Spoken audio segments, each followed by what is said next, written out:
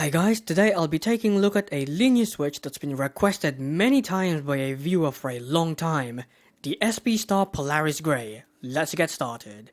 Yes, I'm finally doing it. Now, these grey switches are part of the Polaris lineup, which consists of 3 switches, 2 linears and 1 tactile. I've already reviewed the tactile Polaris purple switch and you can watch that right up there. Now, the other linear switch is known as the Polaris White, which is more or less the same as these, but with a lighter 57 gram spring instead. These grey switches are 67 grams. Now, in terms of pricing, these go for around £8 for 10 switches on AliExpress, placing them in the upper mid-tier bracket as far as price is concerned, but you can find them usually for a lot less than this. And this is what they look like when disassembled. Feel free to pause the video. Now, let's move on to the switch categories.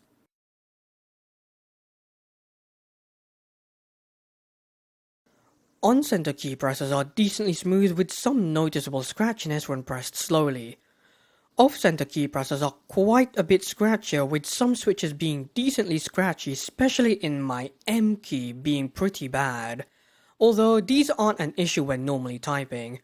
Overall, these are solid picks and I would recommend them over the Gateron Yellow if your budget allows for it. 7 out of 10. Now, according to Custom KBD, these switches have a bottom out force of 67 grams. And as I mentioned earlier, there's also a lighter 57 gram variant. However, I couldn't find any other information regarding actuation force, actuation distance, or total travel, or even a force curve. So if you do know of one, please let me know. Now, in terms of the actual key feel, these are weighted very nicely. It's definitely within my preferences and it's an almost perfectly weighted switch. Plus, they're also very consistent, which helps incredibly. The only small nitpick I found is that these are too light in some edge case scenarios, but that's a very minor inconvenience for an otherwise perfect switch. Overall, I'm a big fan of these, and if you're looking for a slightly heavier Gateron Yellow, you might want to check these out. 9 out of 10. Now, sound is both clacky and subdued. It's one of the more clackier switches I've tested, although it's not really a switch built to sound great, but they are more than decent in my opinion. 7 out of 10. Now, take a listen and enjoy.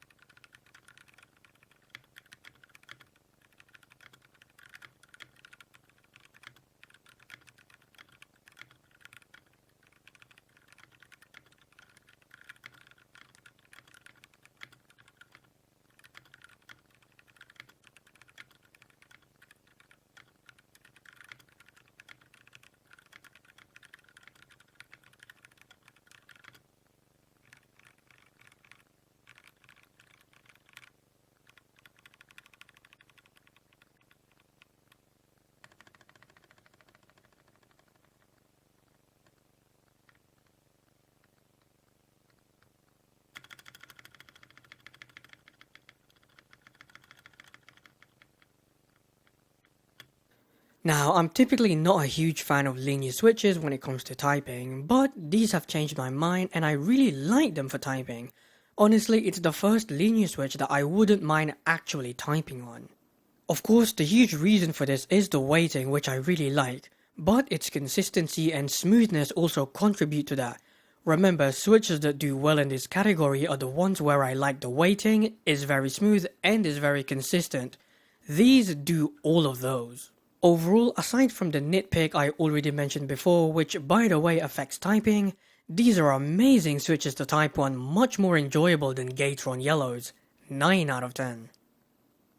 Now, gaming is a little interesting. For the most part, it's a great gaming switch. Then again, I do play fast-paced games quite a bit, and these switches performed very well in those types of games. However, when it comes to slower, more precision-oriented games, I could feel slight binding and noticeable levels of scratchiness both during preload and when pressing the switch. And as you can imagine, this isn't any good, especially when you're trying to be really precise with your movements. These can get a little distracting. Overall, if you tend to play slower-paced games, consider choosing a different switch. Otherwise, these are more than adequate for any other types of games. 7 out of 10.